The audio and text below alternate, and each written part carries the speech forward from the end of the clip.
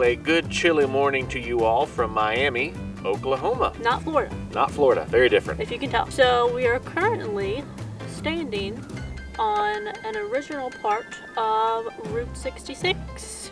Not only an original part, but the original 9-foot roadbed. So if you can see, and I'll zoom on the camera, from here to there, that's it. This is some of the original pavement. Everything else is extra, but this is part of the original. It was completed in 1926 and really hasn't been touched since then. And after driving down that road, I believe it. There is a sign on the road somewhere, but it's a little snow covered in spots at the moment, so we're thinking it's covered because we don't see it. Yeah, I think we're on the only section that gets enough sun to be visible right now. If you are not familiar with Route 66, it is a very famous American highway that connected Los Angeles to Chicago, Illinois. So like we said, it was established in 1926. Most of it was paved by 1938. And because of a song in 1946, Get Your Kicks on Route 66, it became a very popular vacation route/destination in the 1950s. If you've seen any movies revolving around Route 66, you've definitely heard the song we're talking about. Probably can't really play it for copyright, but I'll try about 5 seconds right here. If you ever plan to motor west, travel my way, take the highway, that's the best. Get your kicks on Route 66. Today's adventure and today's video is all about Route 66, and we're actually going to see parts of the highway in 3 separate states: Oklahoma, Kansas, and Missouri.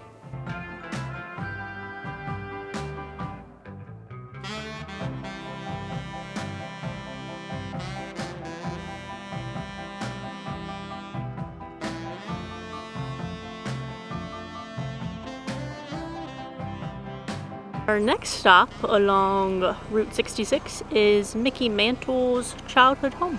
That's right, the very famous Yankees baseball player who was with the Yankees for 18 years. Mm-hmm. I think it's the only professional team he played with, which is a pretty good track record, I'd say. Yeah, I don't think he currently still holds any world records because he's dead now.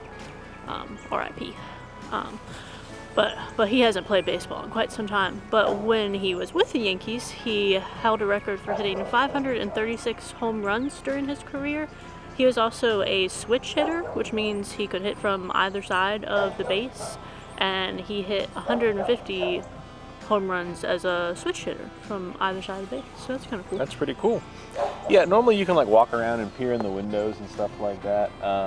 It's a little snowy. It's a little snowy. There's some random footprints around, and there's a very angry dog. Not Riley, there's a dog next door that does not like us being here. So I think this might be as close as we get to see the house. But there it is. That's where the legend lived as a boy. On to the next stop. Ignore this lovely camera angle that I'm doing right now, but my arm isn't really long enough to hold this camera. I'm in the shot. I didn't know I was going to be in the shot. We did want to mention that obviously there is a bajillion things to do along Route 66. These are just ones that were more convenient to where we were staying. There were some other really cool things that we saw when we were researching Route 66 things in Oklahoma, like blue whale of Catoosa. That's a big one. Yeah, that was going to add 3 hours to our drive today, which is already a full day of driving, so we are not seeing the blue whale of Catoosa. But look it up, it's pretty neat. There's like a cool totem pole park as well. But yeah, just wanted to mention that. We're driving to our next destination, which is actually in Kansas, along Route 66. During the Civil War, Baxter Springs, Kansas was situated on the old military road that made its way from Fort Smith, Arkansas, through Fort Scott, Kansas, and southwest to Fort Gibson in then Indian Territory. Initially, the site was primarily a rest stop for the wagon trains that supplied the troops. In late 1863, Quantrill's Raiders, a large band of pro-Confederate bushwhackers led by William Quantrill, was traveling south through Kansas along the Texas Road to winter in Texas. Numbering approximately 400, this group captured and killed 2 Union teamsters who had come from Fort Blair. Quantrill's fighters then attacked the fort, which was only manned by about 115 Union soldiers.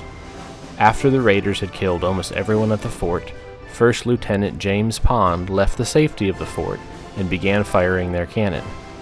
After firing the cannon only 3 times, the attackers fled from confusion and the fort was saved. The Union Army lost 100 men that day, while the raiders only suffered 2 deaths. This is the story of the Baxter Springs Massacre at Fort Blair. Alright, well, we have made it to our next stop here in Kansas, Nelson's old Riverton store. This place actually opened a year before Route 66 became a thing. So it's been around for a really long time. Fast math. But it kind of became like a pretty popular place for people traveling along Route 66 to stop. They have groceries. They have apparently a very good deli with like really yummy sandwiches, everyone says. But I think it's got like a little gift shop inside with a bunch of Route 66 memorabilia, things like that. Just a cute place. We are unsure if they are actually open, so we will find that out. We may just be the only ones here.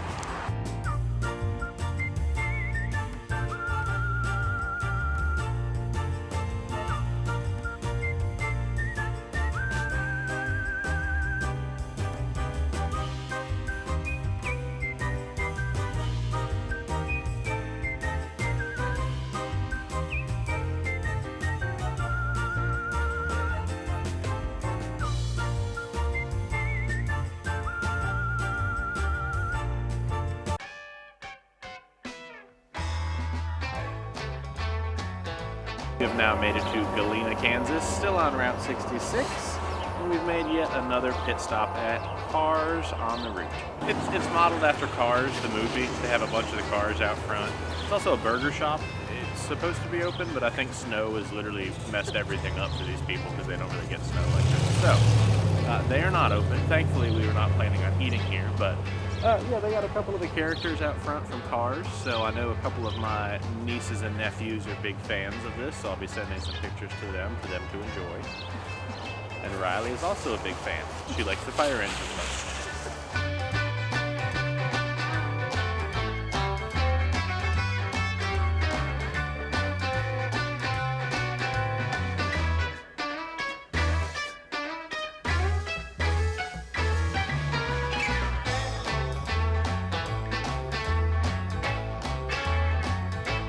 Well, that is going to end day 1 of our Route 66 video in Oklahoma and Kansas. To be honest, we had some other stuff on our list. Some things were not open today because of the snow. A couple places had their pipes freeze and we couldn't go in. It's very cold here right now, so I completely understand that. But we are still exploring more on Route 66 in Missouri tomorrow. So this isn't the end of the video, it's just the end of this part of the video.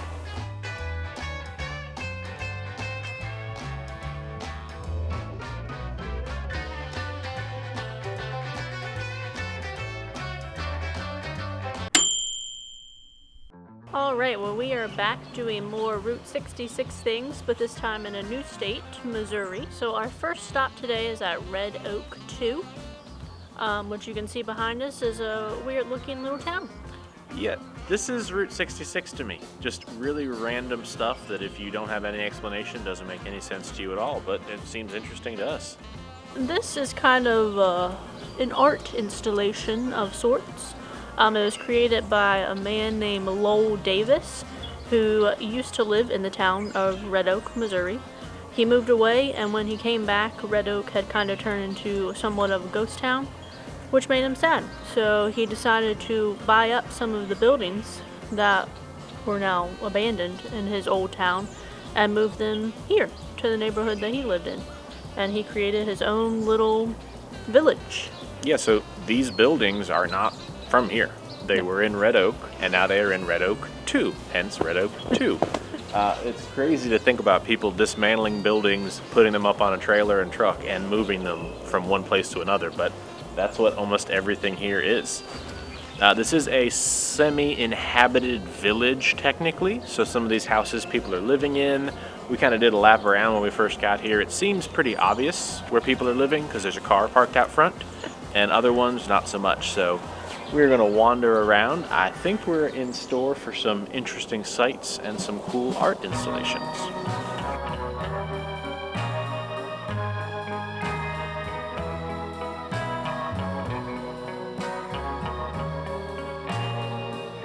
You ready to explore, Miss Beans? You ready to rock, Riley girl?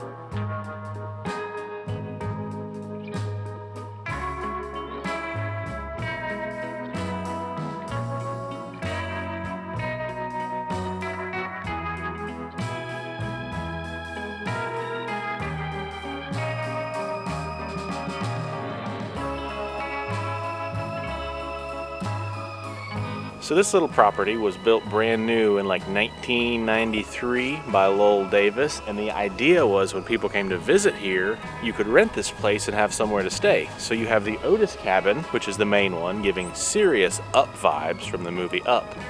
And then you'll notice the little thing which I assumed was the outhouse. That is actually the mother-in-law's cabin.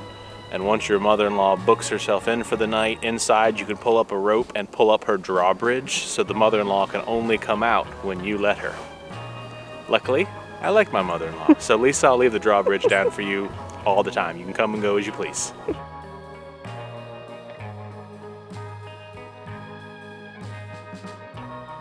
Babe, do you happen to remember where we might have parked our fighter plane? I'm not really... kind of forgot where we put it. Oh, there it is. There it is.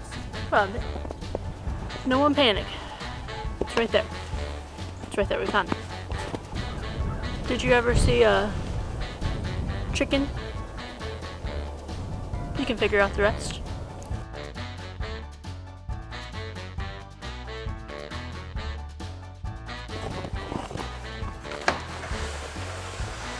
Oh, I thought it was something silly, but it's just a real bathroom. Well, while I'm here, just noticed the outhouse is adjustable. So, depending on what size you need, you're covered.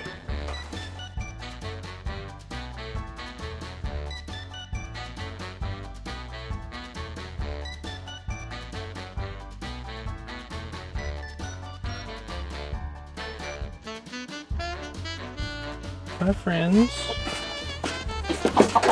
Oh.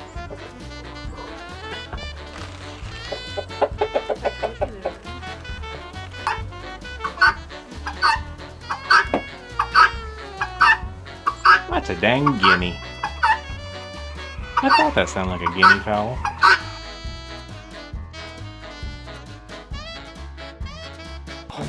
That was really cool. Yeah, there was actually a lot more to see than I thought. I thought it was kind of just like a few buildings, but we were here for a bit of time. Yeah, we could probably spend more time here, and it is a Saturday and there is no one else here. The snow and the wind and the cold probably are helping us, but we had the whole place to ourselves. We just walked and did whatever. So we were going to end the Route 66 stuff at another mural park. But this place was kind of so cool and we spent more time here than we allotted for that We don't really want to go see 2 murals and be like, alright, this is the end of the video. So we're going to end our Route 66 video here at Red Oak. Now, yes, we only did see one thing on Route 66 in Missouri, and technically we're like a mile from Route 66, but that's just between friends. We don't have to tell anybody else that. Yeah, you've got to come to this one. This is awesome. So much fun. I guess sometimes, I think when the weather is warmer, they do like music on the weekends, and there's a church that I think actually has a service, which is pretty cool. So yeah, highly recommend it.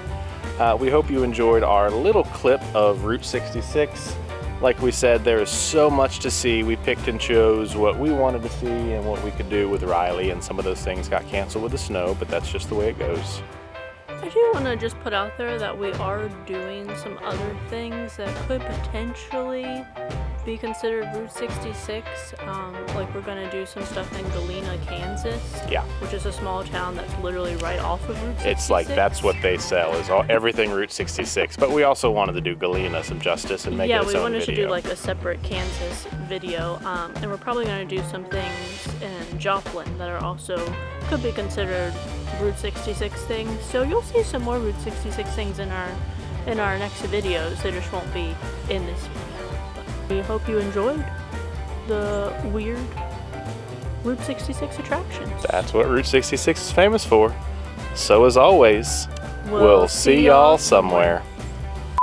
Whoa, good chilly morning from Miami, Oklahoma.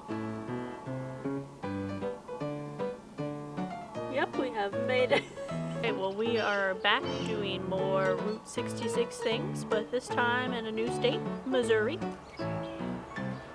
There hasn't been anyone driving by Pause, for please. 10 minutes, and now there's a car.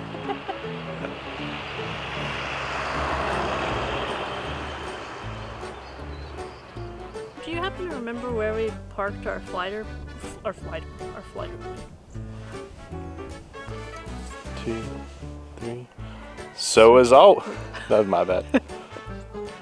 Thanks for watching Riley Roams. Click subscribe to keep up with all of our latest travels, and don't forget to click that like button too.